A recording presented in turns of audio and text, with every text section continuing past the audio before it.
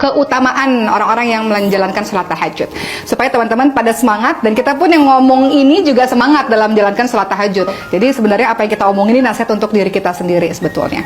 Nah, Masya Allah ya, apakah keutamaan-keutamaan tahajud? Yang pertama, ternyata sholat tahajud adalah sifat orang bertakwa dan calon penghuni syurga. Jadi kalau ingin dikategorikan sebagai orang bertakwa, maka dia tidak meninggalkan sholat tahajud. Allah Subhanahu wa Ta'ala berfirman yang artinya, sesungguhnya orang-orang yang bertakwa itu berada dalam taman-taman syurga dan mata air, sambil menerima segala pemberian Rabb mereka.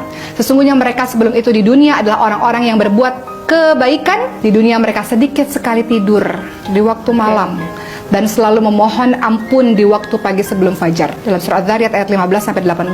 Jadi di sini Allah Subhanahu wa Ta'ala menginformasikan kepada kita semua, orang bertakwa yang mendapatkan syurga sedikit waktu tidurnya di waktu malam, banyak bangun untuk minta ampun kepada Allah Subhanahu wa Ta'ala. Yang kedua, keutamaan tahajud adalah tidak sama antara orang yang sholat malam dengan orang yang tidak sholat malam. Allah Subhanahu wa Ta'ala berfirman yang artinya, adakah sama orang-orang yang mengetahui dengan orang-orang yang tidak mengetahui? Sesungguhnya orang yang berakal lah yang dapat menerima pelajaran. Jadi dalam surah Az-Zumar ayat 9, tidak sama antara orang yang senantiasa bangun sholat malam, dia tahu dia dapat keutamaan, dia tahu dia dapat pahala, dia tahu doa dia dikabulkan oleh Allah, nggak sama dengan orang yang tidur terlelap. Masya Allah. Karena orang-orang yang bangun sholat malam pasti dia punya motivasi kenapa dia melakukan itu. Betul-betul. Karena dia tahu tentang keutamaan-keutamaan dalam beribadah.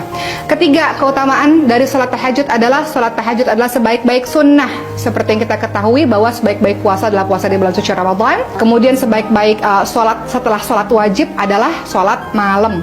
Jadi setelah sholat wajib ternyata yang afdal adalah qiyamul lail, menghidupkan malam.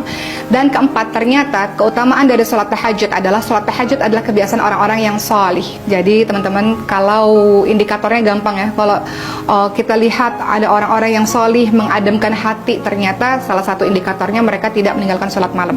Kemudian keutamaan sholat tahajud yang kelima adalah sebaik-baik orang adalah orang yang melaksanakan sholat tahajud, sebagaimana Rasulullah SAW bersabda, sebaik-baik orang adalah Abdullah. Maksudnya di sini adalah Ibnu Umar, seandainya ia mau melaksanakan sholat malam. Maknanya adalah sebaik-baik orang adalah orang yang senantiasa melaksanakan sholat malam, sholat tahajud. Seperti itu teman-teman sekalian.